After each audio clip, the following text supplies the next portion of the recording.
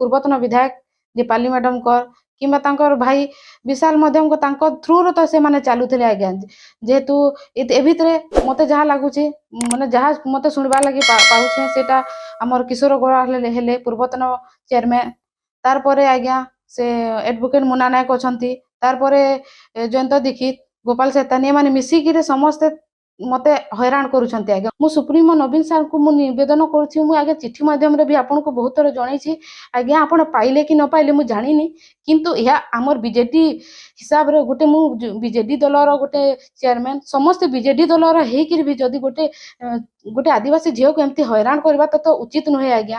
ଯଦି ବିଜେଡି ଯଦି ସବୁବେଳେ ଚାହେ କି ସବୁ ଲୋକମାନଙ୍କର ଭଲ ମନ୍ଦ, ତାହେଲେ ଆଜି ଏହି ଅବସ୍ଥା ହେବାର କଥା ନୁହେଁ ଆଜ୍ଞା। ଦୁର୍ନୀତି ଯଦି କରୁଛି ହେଲେ ଆପଣ ତଦନ୍ତ କରନ୍ତୁ। ଯେଉଁମାନେ ଆଜ୍ଞା ଲୁଚିଛନ୍ତି ତାଙ୍କର ମୋବାଇଲ ଟ୍ରେସ୍ କରାଯାଉ, ଆପଣ ଜାଣିପାରିବେ ଆଜ୍ଞା ସତ୍ୟ କେତେ ଦୂର ସତ୍ୟ ମୁଁ କହୁଛି ଆଉ କେତେ ସତ୍ୟ ଆପଣ ଶୁଣୁଛନ୍ତି, ଆପଣ ନିଶ୍ଚୟ ଜାଣିପାରିବେ।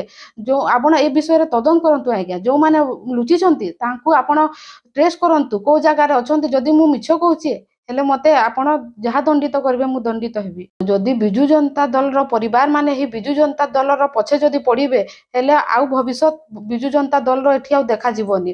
ବିଜୁ ଜନତା ଦଳର ଏଠି ଆଉ ସମାପ୍ତ ହେଇଯିବ। ବିଜୁ ଜନତା ଦଳକୁ ଆଉ କେହି ବିଶ୍ୱାସ କରିବେନି ଆଜ୍ଞା। ଯଦି ଗୋଟେ ଆଦିବାସୀ ଚେୟାରମ୍ୟାନ୍ ବିଜୁ ଜନତା ଦଳରୁ ସେ ଜିତିକି ଆସିକି ମ୍ୟୁନିସିପାଲିଟିରୁ ଏବେ ଦୁର୍ନୀତି ମୁକ୍ତ କାମ କରୁଛି, ତାହେଲେ ସେ ଯଦି ଏଲିଗେସନ୍ ଲଗେଇ ପାରୁଛନ୍ତି, ତାହେଲେ ଆଉ ବିଜୁ ଜନତା ଦଳର ଏଠି ଆଉ ସ୍ଥାନ କାହିଁ? ଲୋକମାନେ ତ ନିଜେ ଜାଣିପାରୁଛନ୍ତି କି ନ୍ୟାୟ କିଏ କରୁଛି ଅନ୍ୟାୟ କିଏ କରୁଛି, ସମସ୍ତେ ଜାଣିପାରୁଛନ୍ତି। କିଏ ମୁହଁ ଖୋଲୁନାହାନ୍ତି କାରଣ, କିନ୍ତୁ ସମସ୍ତେ ଜାଣିଛନ୍ତି କି ଦୁର୍ନୀତି କାହା ଦ୍ୱାରା ହେଉଛି ଆଉ କୋଉମାନେ ଦୁର୍ନୀତି କରୁଛନ୍ତି, ଏହା ପଛରେ କୋଉମାନେ ଅଛନ୍ତି। ସମସ୍ତେ ଆମର ବ୍ରଜରାଜନଗର ଝାରସୁଗୁଡ଼ା ଜିଲ୍ଲାର ଯାହା ଜନପ୍ରତିନିଧି ମାନେ ଲୋକମାନେ ଅଛନ୍ତି ସମସ୍ତେ ଜାଣିଛନ୍ତି ଆଜ୍ଞା। ମାନେ ପୂର୍ବତନ ବିଧାୟକ ଦୀପାଲି ମ୍ୟାଡମଙ୍କର କିମ୍ବା ତାଙ୍କର ଭାଇ ବିଶାଲ ମଧ୍ୟଙ୍କ ତାଙ୍କ ଥ୍ରୁରୁ ତ ସେମାନେ ଚାଲୁଥିଲେ ଆଜ୍ଞା। ଯେହେତୁ ଏ ଭିତରେ ମତେ ଯାହା ଲାଗୁଛି ମାନେ ଯାହା ମତେ ଶୁଣିବାର ଲାଗି ପାଉଛେ ସେଟା ଆମର କିଶୋର ଗୌଡ଼ ହେଲେ ପୂର୍ବତନ ଚେୟାରମ୍ୟାନ୍। ତାରପରେ ଆଜ୍ଞା ସେ ଏଡଭୋକେଟ ମୁନା ନାୟକ ଅଛନ୍ତି।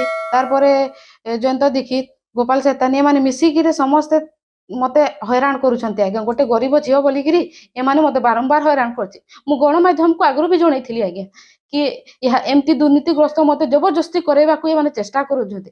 ଯେହେତୁ ମୁଁ ଦୁର୍ନୀତିଗ୍ରସ୍ତ ପାଇଁ ମୁଁ ଯଦି ତାଙ୍କ ହିସାବରେ ନ ଚାଲିଲି, ସେଇଥିପାଇଁ ଆଜି ମତେ ଏହି ଅନାସ୍ଥା ପ୍ରସ୍ତାବ ଆଣିକି ଏଇ ଜାଗାରେ ଛିଡା ହେଇଛନ୍ତି।